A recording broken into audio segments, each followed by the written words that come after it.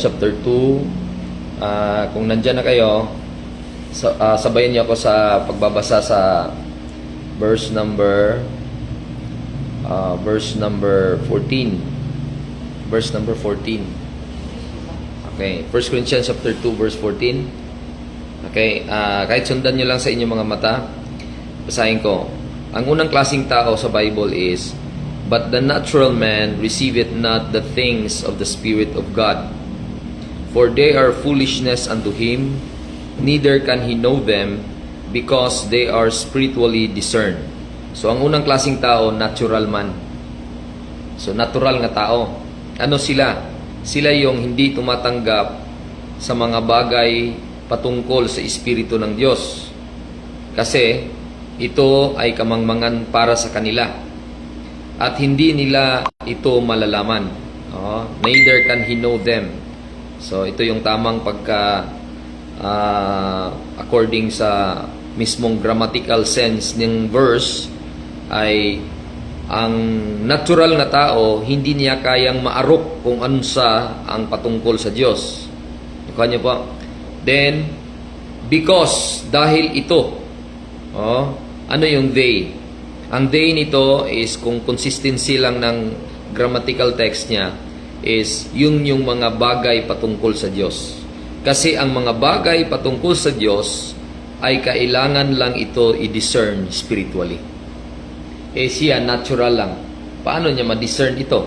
Kung natural lang siya, try mo daw Tagalog, Sister Jen, kung may Tagalog ka dyan. Unang Korinto, versikulo 2 ay chapter 2 verse 14. Verse 14. Sapagkat ang taong inatataglay ng Espiritu ay ayaw tumanggap na kaloob mula sa Espiritu ng Diyos. Para sa kanila, kahangalan ng mga iyon at di nila naunawaan, sapagkat ang mga bagay spiritual ay naunawaan lamang sa paraan ng spiritual. Yun, klaro sa Tagalog. Ang mga bagay na pang-spiritual ay nauunawaan lamang sa pamamagitan ng spiritual. Hindi pwede na maunawaan ang Bible, sir. Good morning. Manager, papa ko, sir. Isinama ko. Ayan, Sister Marvin. Morning. Morning. Amen. Praise the Lord. Yan. So, salamat na nakapagbahagi muli tayo ng salita ng Diyos. Na sa mga panahon na wala ako, ay nandyan si Brother Iman. At kung available ako dahil ito, nagkasakit ito. Nagkaroon ng problema sa buhol.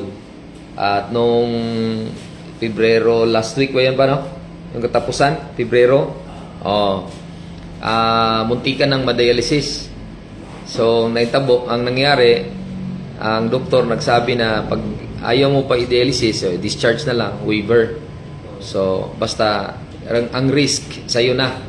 Basta yun yung advice ko. So, ang ginawa ko, kinuha ko from Bohol. So, sinundo ko muna para hindi sila makan. Kasi, of course, unhealthy. So, inundo. Kung lakas man ang iyang lawas, pwede naman nga di siya isunduin.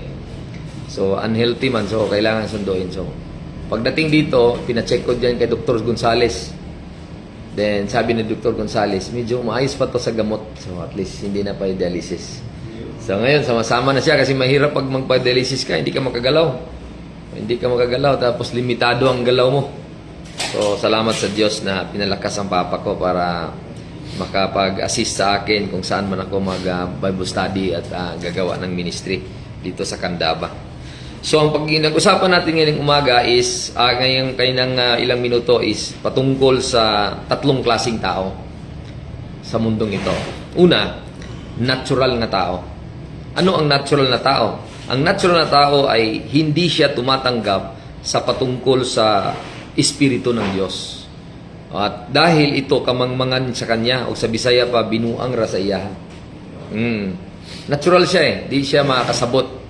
Kasi ang bagay patungkol sa Diyos ay hindi siya nakaintindi. No?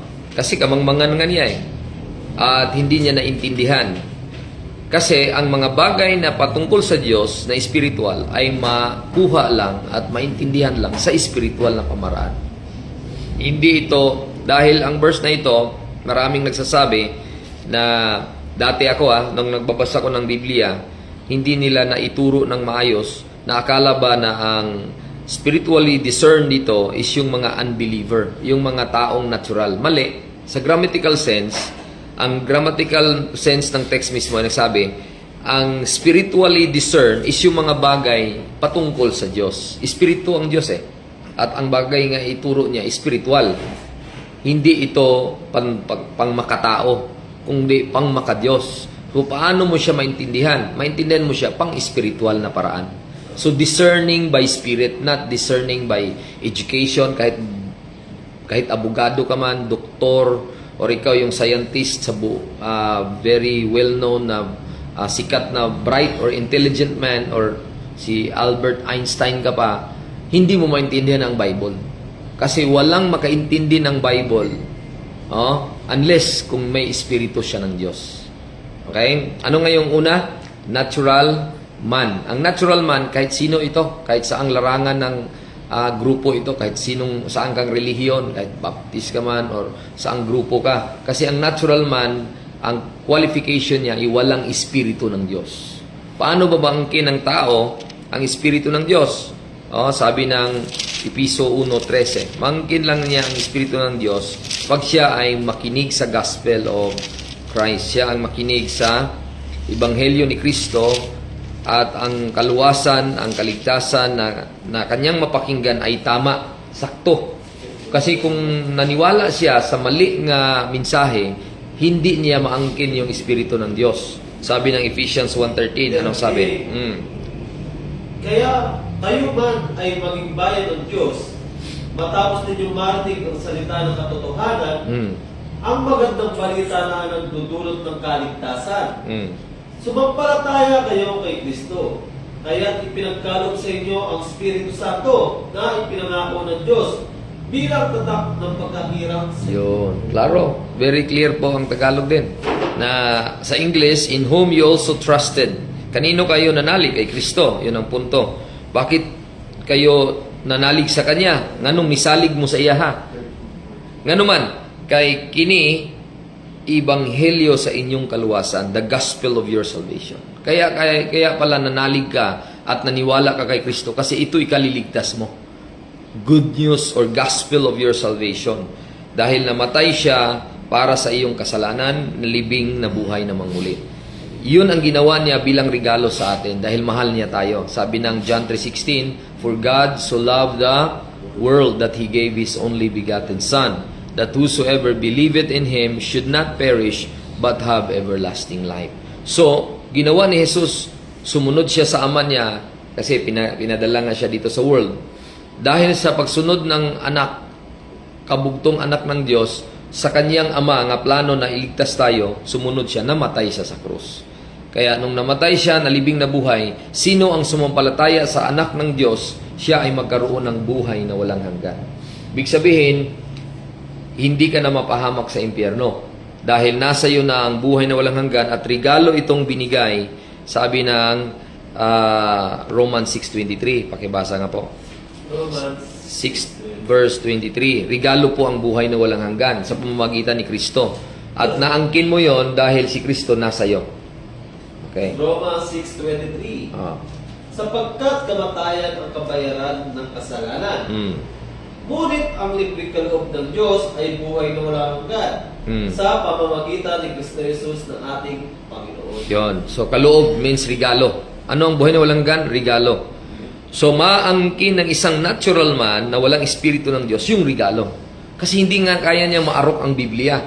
Paano niya maintindihan ang Biblia kung wala siyang espiritu ng Diyos? Paano naman niya maangkin ang espiritu ng Diyos? Maniwala muna siya sa anak ng Diyos. At nung maniwala siya sa anak ng Diyos, dahil narinig niya ito sa kanyang tainga, may nagbalita sa kanya na hindi relihiyon makaligtas, kundi si Kristo Jesus lang, ang anak ng Diyos. Namatay siya, nalibing na buhay. Nung ora mismo, nung tumanggap ka sa mensahe nito, ikaw ay nabigyan ng Espiritu. Yun yung binasa mo sa Ephesians 1:13. So, ang Diyos kasi Trinidad. At siya mismo nagplano para maligtas tayo. Ayaw niya tayong mapahamak sa impyerno. Kaya itong person of Father, ang plano niya, iligtas tayo mula sa kapahamakan ng impyerno, pinadala niya si Jesu Kristo, anak niya. At sa pamamagitan din naman ang ginawa ni Kristo Jesus, yun na yung kaparaanan na ang tao matanggap sa Diyos Ama sa langit, kaya maniwala ka sa kanyang anak. Nung maniwala ka sa kanyang anak, ang katibayan mo na ikaw ay totoo nga nasa Panginoon ka ay Espiritu niya mismo. At saan ka manghawak na totoo ito? Sa Biblia. Wala nang ibang paraan. Kasi kung walang Biblia, wala din tayong panghawakan. Para bang isang korte na mapanalo mo ang isang kaso at ang huwis nakaupo doon sa gitna at sabi niya, sige, makinig ako kung bakit mo masabi nga hindi guilty ang iyong gina-defend. Ang tawag doon, defending attorney. Defender, nag-defend siya. At yung isa naman, prosecutor attorney, nagpo-prosecute.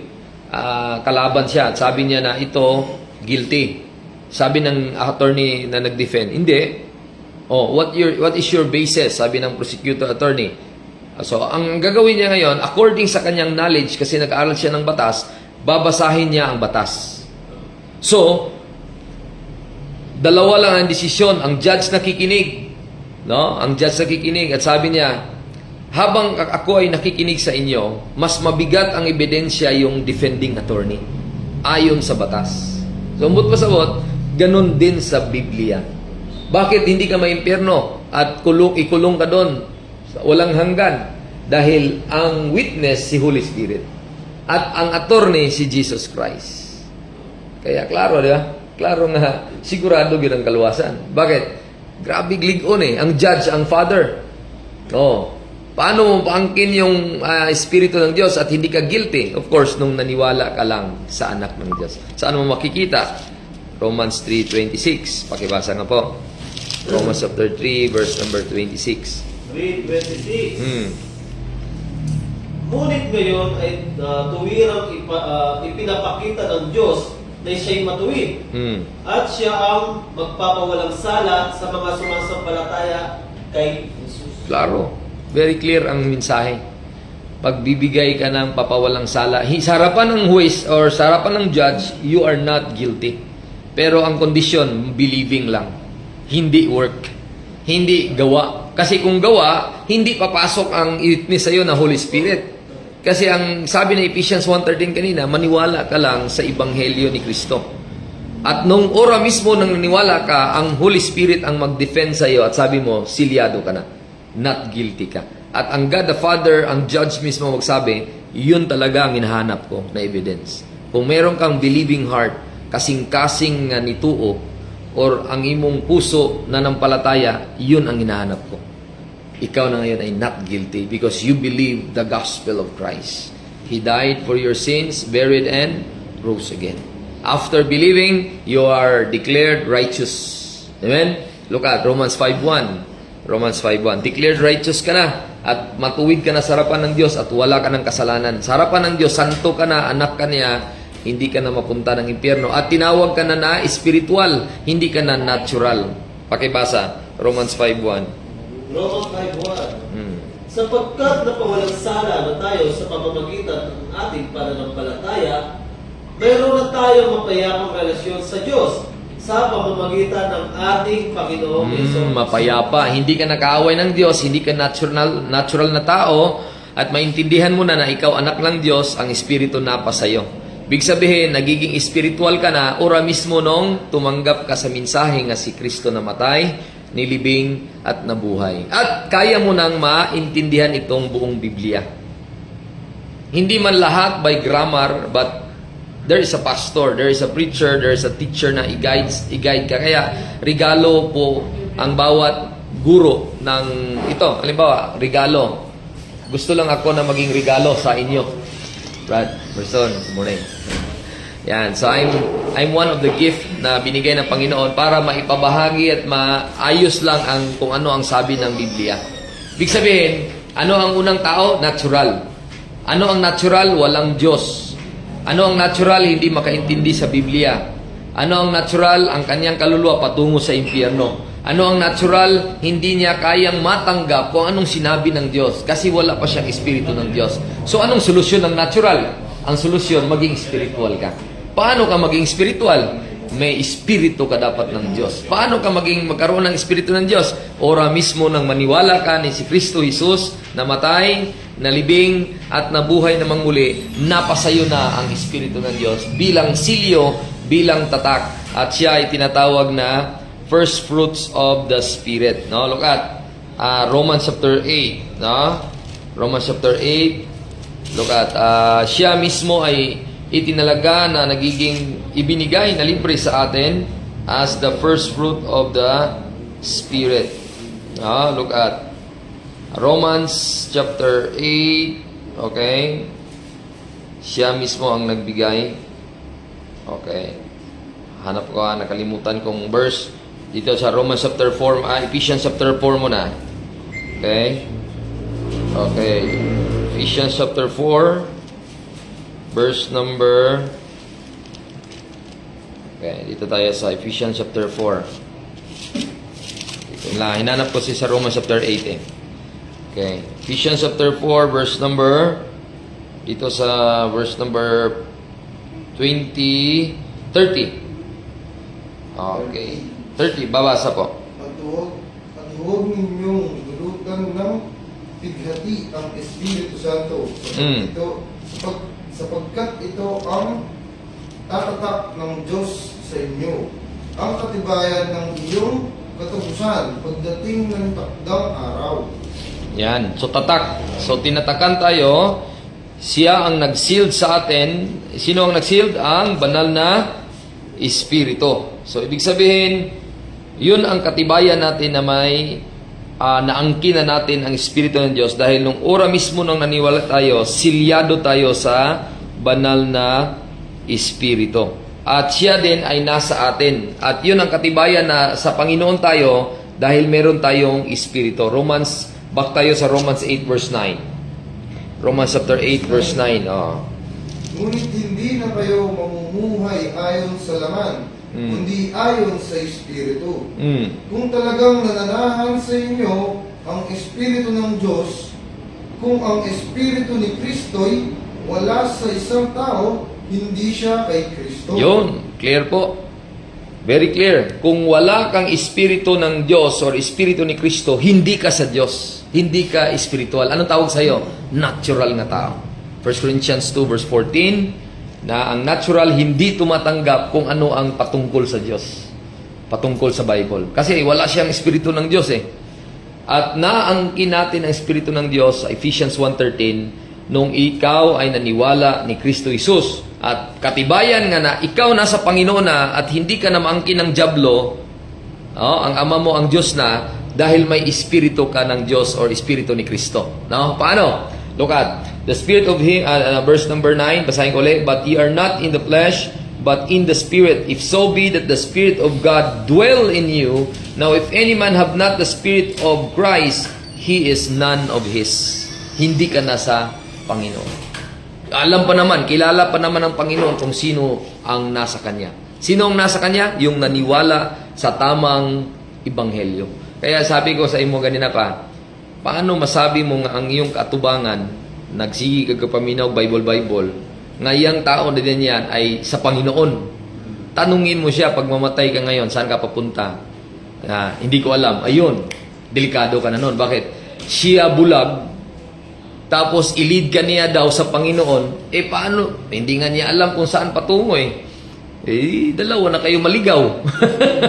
Pero pag kay natural na tao, ang leader mo, mahirap yon. Doon ka dapat sa pangalawang tao. Direkta na tayo kasi tatlo ang pinag-usapan natin Sa spiritual na tao. No? Yung spiritual na tao, yun yung tao na may espiritu ng Diyos.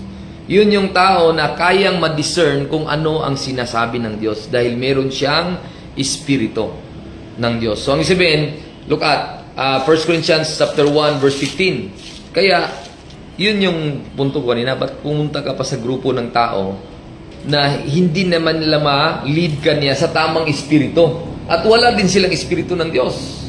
Ganon. Kasi nagpupunta pa siya sa misa Sabi ko, ano makuha ko dun sa padre na yun? Wala. Bakit? Walang espiritu ng Diyos yun Hindi nga niya masabi nga, langit tayo dahil nanampalataya lang kay Kristo. Hindi.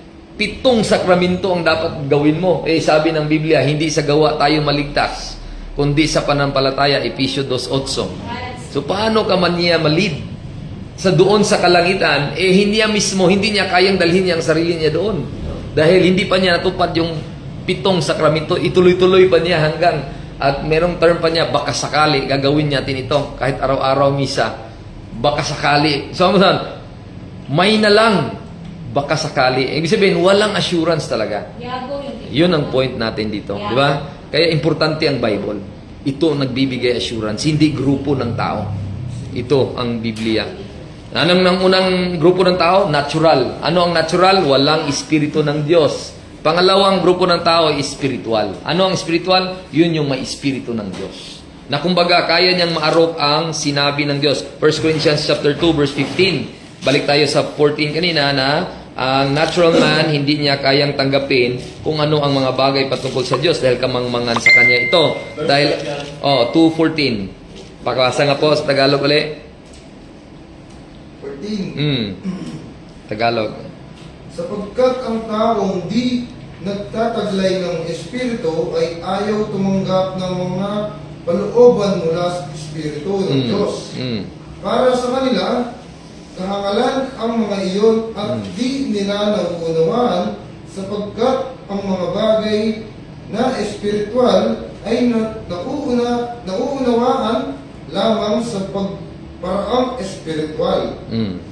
Tama, mga bagay na pang-spiritual, maunawaan lamang sa pang-spiritual. So, I mean, espiritu talaga ang tutulong bago ka maintindi ang Biblia. Paano ka makaintindi kung wala din ikaw espiritu? Paano mo naangkon ang espiritu? Naniwala ka lang kay Kristo, Ephesians 1:13. Silyado ka na sa espiritu at naibigay niya sa iyo yung espiritu ng Diyos. Oro mismo nung ikaw ay naniwala sa Kanya, kay Kristo Jesus. So, ngayon, ano na tawag sa'yo? Spiritual na tao. Verse 15, ituloy mo. Verse 15. Nauunawaan ng taong nagtataglay ng Espiritu ang kahangalan, ang kahalagaan ng bawat bagay. Ngunit walang nakauunawa sa Kanya. Yun. Ang punto niyan is ganito.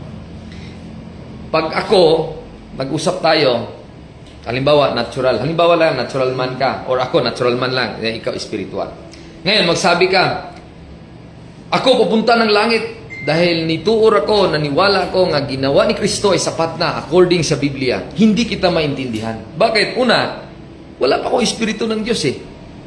Hindi, kahangalan sa akin. Ano ba pinagsasabi ng tao na to? Ulit-ulit. Yun lang. Maniwala lang. Wala naman. Paano eh?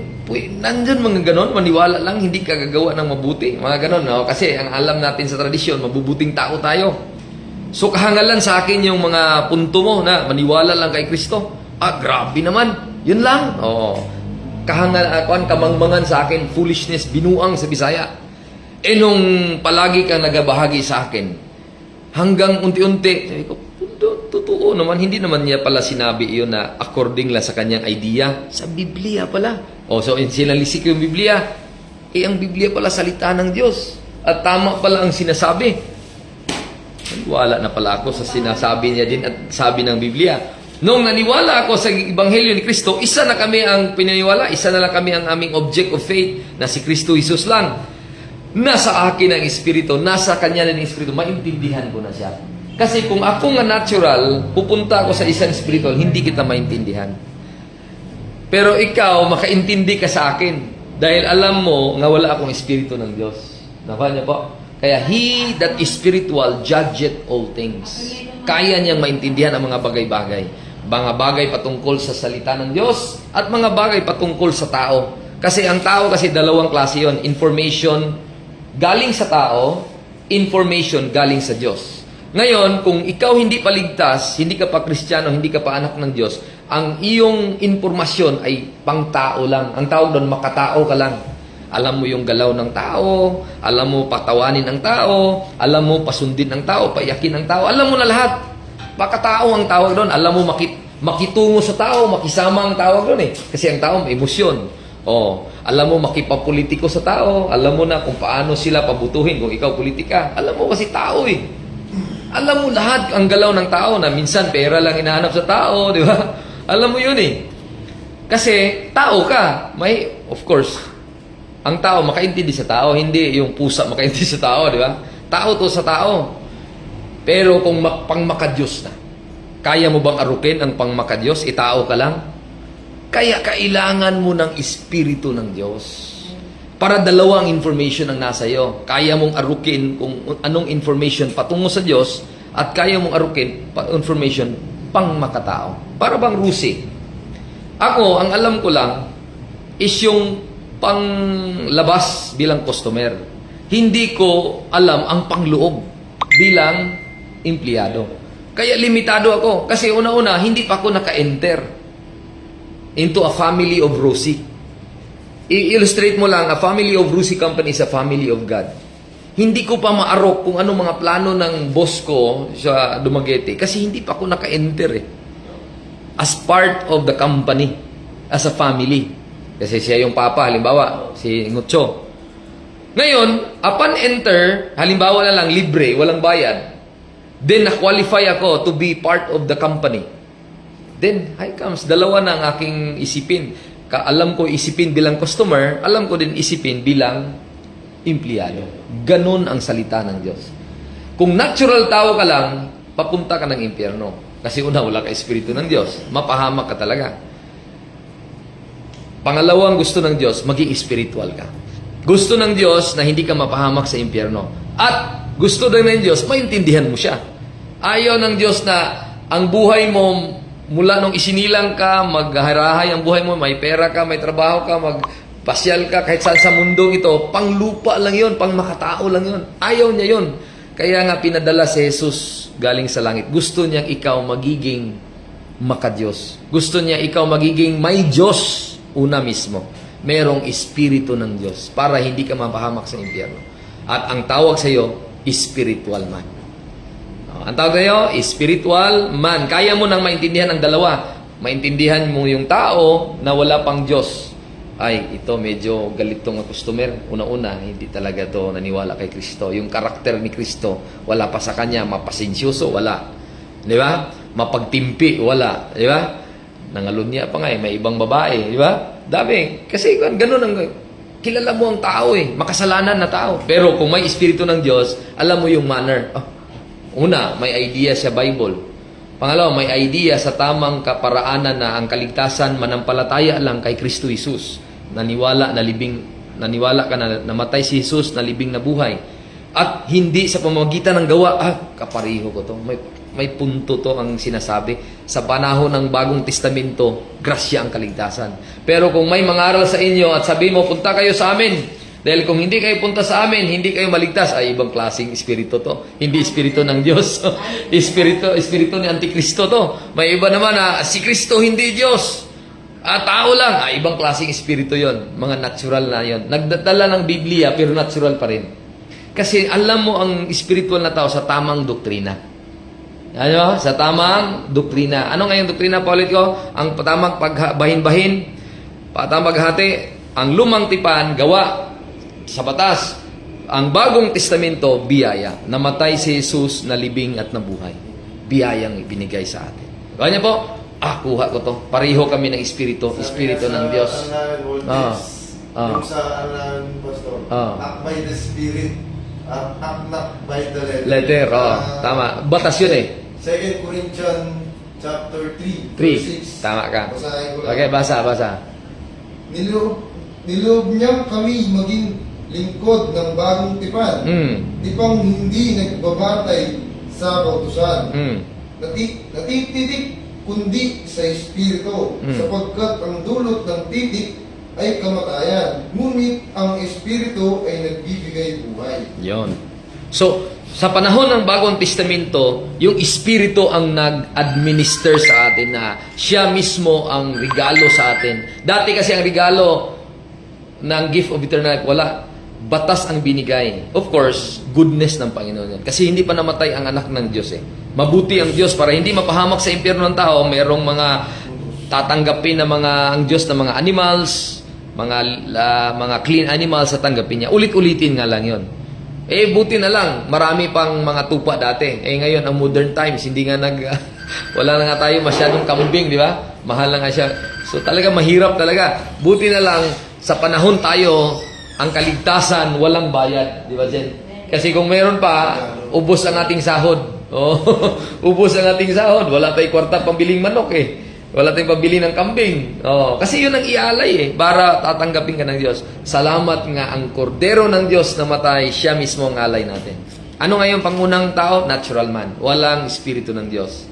At hindi niya kayang maarok kung ano ang sinabi ng Diyos. At ayaw ng Diyos na maging natural nga tao ka. Gusto siya maging spiritual ka. Anong spiritual? Matanggap mo ang espiritu ng Diyos na libre. Binigay na libre. At pangatlong klase ng tao, diretso na tayo sa 1 Corinthians 15 kasi last na tayo. Time is, 8:46. At para matapos na tayo, 1 Corinthians chapter 3, 1 and 2. Yan, 1 and 2. Jump to 1 Corinthians chapter 3, verses 1 and 2. Pakabasa po. Mga kapatid, hindi ko kayo makausap tulad ng ginagawa ko sa mga taong nagtataglay ng Espiritu. Kailangan kausapin ko kayo bilang mga taong namumuhay ayon sa laman. Mga sanggol pa sa Kay Kristo. pananampalataya kay Kristo. Kristo. Binigay ko kayo ng gatas, hindi matigas na pagkain, sapagkat ito'y hindi pa ninyo kaya, at hindi pa ninyo kayang hanggang ngayon. Don. English. And I, brethren, could not speak unto you as unto spiritual, but as unto carnal, even as unto babes in Christ. I have fed you with milk and not with meat, for hitherto you are not able to bear it, neither yet now ye are able. So, tatlong klaseng tao. Natural, hindi pa ligtas, hindi pa anak ng Diyos. Wala pa siyang espiritu ng Diyos. Dahil hindi pa siya naniwala kay Kristo bilang tagapagligtas niya. Ora mismo nang naniwala siya, convert agad. Spiritual na siya. Ngayon, nung na-spiritual na siya, may level. Yun yung pangatlong tao, klaseng tao. Siya ay tinatawag na bata pa kay Kristo. Spiritual siya, pero ang tawag sa kanya, karnal. Tagalangit siya, pero ang iniisip niya, pang sarili niya. Ang iniisip niya yung, alam mo yung, ayaw ko sa, mga gawain sa Panginoon. Ang pagod. O, di ba? Ang daming mga gawain sa church. Yung mga ganon. Daming mga parinig si pastor, mga anong gagawin, anong pagbigay, mga ganon. So, ang isipin mo na ngayon, madisturbo ka. Gusto ko ng ganito. So, ay sabihin, yung anak ng Panginoon, pero ang kanyang buhay, alam mo yung pang sarili lang muna. Kasi, hindi niya makuha yung mga pangmabigat na mga gawain sa Panginoon. Lalo na mabigat na mga kaalaman sa Panginoon. Kaya nga sabi ni Pablo, hindi ako makapagsalita sa inyo. Baka masaktan lang kayo. Kasi ang salita kasi na ibibitawan ko, parang pagkain. Na kung ibibigay ko sa inyo ito, susukan nyo. Dahil una-una, gatas lang iniinom nyo. Anong gatas? Yung mga halimbawa, yung mga kapatid, mga gatas, huwag kayong maliit O mga kapatid, magbigay tayo mga maliit lang na bagay ba? Pero yung kung doktrina nga malalim, hindi natin maarok minsan kung ano ang, hindi ba? Bakit ang Diyos Trinidad? O yun, mga doktrinang malalim yun. Ang Diyos ba tatlo? O, 3 gods in one person? O yun, paano ma-defend?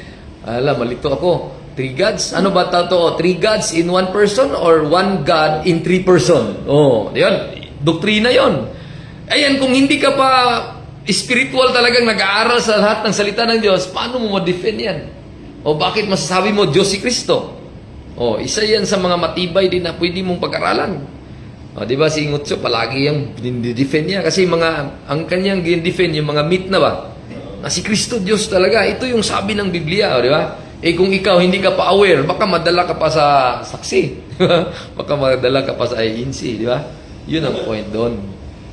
Yun ang point. Gusto ng Panginoon na hindi lang mag-remain ka. Yes, save ka, anak ka na ng Diyos, pero ayaw niyang maging bata ka. Gusto niya maging adult ka. Si Papa, nasa edad niya, 73. Niya ako, 43. Pila years gap na mo? Ako, 40. So ako, kumbaga, na-adult na ko by reading the Bible. Kaya palagi ko siyang pinapakain ng Bible. Bakit? Para mag-grow siya. Hindi mo alam, baka magpastor pa siya. O, di ba? Ganun ang point doon. So, paano ka makalid ng bata kung ikaw bata pa? mag-away lang kayo. Di ba, mga anak natin, mga kapatid, mga pamangkin, kaabi-awayan, pangit ka. Tapos iyakan, sumbong. Pero ang adult, siya ang taga-hupa ng away. Oops, bakit nag-away? Anong rason? O, ganun ang adult. Gusto ng Diyos na mag-grow tayo. Saan tayo mag-grow? Mag-grow tayo in knowledge of Jesus Christ. No? Sabi ng Bible, grow in grace and in the knowledge of, first Ephesians na lang, last verse, no? Ephesians. Kaya may mga pastor, kaya may mga Bible study. Kaya importante nga makinig tayo ng mga Bible study at mga pag-aaral na salita ng Diyos. Ephesians 4, verse number 9, number 10, number 11 hanggang number 15. 11 hanggang 15. Pakibasa nga po. At binigyan niya ang ilan ng kaloob upang maging apostol. Ang iba na may mga propeta, ang iba evangelista, at ang iba'y pastor at guro. 12.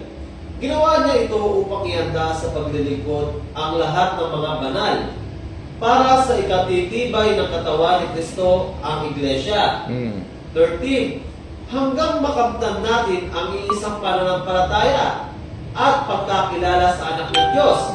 At maging ganap ang ating pagkatao ayon sa pagiging ganap ni Kristo. 14. Nang sa gayon, hindi na tayo magiging tulad sa mga batang madaling matakay ng sari-saring aral. Hindi na tayo maililigaw ng mga tao, ang hangat ay dalhin tayo sa kamalian sa pamamagitan ng kanilang katusuhan at paglilinlang. Verse 15. Sa halip sa pamamagitan ng pagsasalita ng katotohanan, sa diwa ng pag-ibig, tayo'y dapat maging lubos na katulad ni Kristo, na siyang ulo natin lahat. Yon sa English, verse 15, Sir Limueles, but speaking the truth in love may grow up unto Him, or into Him, in all things, which is the head, even Christ. Ibig sabihin, ang goal na bakit binigyan tayo ng pastor, guro, dati wala, napatay na sila Apostle Paul, patay na po ang ibang mga propeta.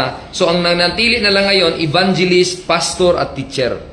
Ako naging teacher niyo ako sa aking umaga na ito. Hindi man ako pastor niyo actually, kasi hindi naman church ito, pero teacher ako sa inyo ng Bible. So bakit binigay ako ng Panginoon? Para tayo hindi maging bata. Yun o, di ba? Nakita mo? Nga paganon-ganon ng doktrina. Gusto niya na fix ang punto na hinawakan mo. Hindi yung ilang years hindi tayo makita, kinalimutan niyo na kung anong tinuro ko sa Biblia. At sabi mo, Pastor, mukhang, Pastor, gagawin ko yung kaligtasan. Hindi ko, baka hindi pa nakuha niya nung nag-Bible study ako. Di ba? O, ginawa na nga ni Kristo, ibabalik ko na naman sa iyo. Di ba? Kuha niya po. So, ang goal ng Panginoon kasi, gusto niya mag-grow tayo. Gusto niya na hindi mag-remain tayong estudyante at maging bata. Ito nga, sorry, forgive me kung may nag-last verse ako. Pinakalas na ito, Hebrews chapter 2. No? Hebrews chapter 2. Sabi niya, wait lang ha. Chapter 4 pala, sorry, chapter 5. Hebrews chapter 5, verse number 12 and 13. Yo! Dapat sana'y mga tagapagturo na kayo. Subalit hanggang ngayon, kailangan pa kayong turuan ng mga panimulang aralin tungkol sa mga salita ng Diyos. Dapat sana'y kumakain na kayo ng matigas na pagkain. Ngunit hanggang ngayon, gatas pa lamang ang inyong kaya. 13.